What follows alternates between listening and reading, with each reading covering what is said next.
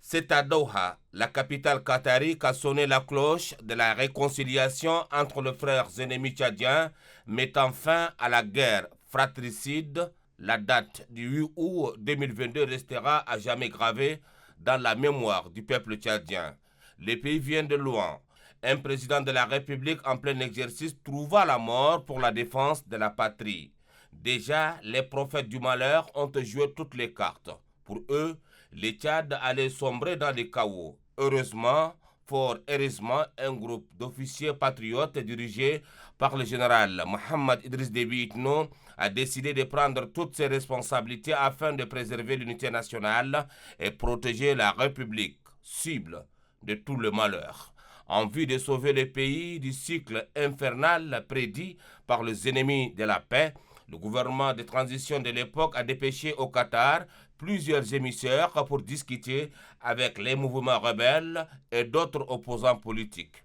Au cœur des préoccupations, la paix au Tchad et la réconciliation entre ses fils. Après 5 mois de discussions souvent houlées et contradictoires, les protagonistes ont fini par fumer les calumets de la paix. C'était exactement le 8 août 2022, devant les caméras du monde, que le rêve se réalise et le Tchad entre dans l'histoire. Après cet acte, plusieurs chefs de guerre, dont certains les plus redoutables et d'autres exilés politiques, rentrent au pays sans condition. Il est question de reconstruire le Tchad et rompre définitivement avec la guerre. Le 20 août 2022, sous la menace de la pluie, s'ouvre en Djémena le moment tant attendu par le peuple tchadien. Il s'agit bien évidemment du dialogue national inclusif et souverain pour une durée de 3 semaines et dont l'objectif est de parler à cœur ouvert, tourner la page de la transition et permettre au pays d'organiser des élections libres et transparentes.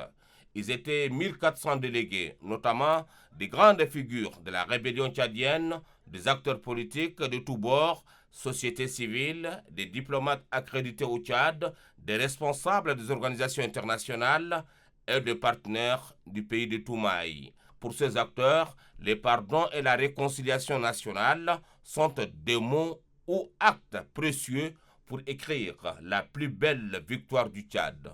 Ouvert le 20 août 2022, les travaux du dialogue national inclusif et souverain, dont les bases avaient été surtout jetées grâce à l'accord de paix de Doha, ont pris fin le 8 octobre 2022.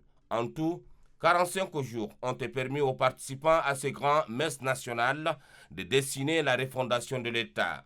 La nature de cette forme d'État que rêve le Tchadien doit se concrétiser par une élection référendaire. C'est justement dans ce cadre que les Tchadiens se sont prononcés le 17 décembre 2023 sur la forme de l'État de leur choix. Il s'agit bien évidemment de l'élection du référendum constitutionnel, c'est aussi la rupture avec la 4e République. Le 6 mai 2024, les Tchadiens sont appelés à élire un président de la République pour mettre fin à la transition. Ainsi, Mohamed Idriss Déby Itno est élu président de la 5e République avec plus de 60% de voix.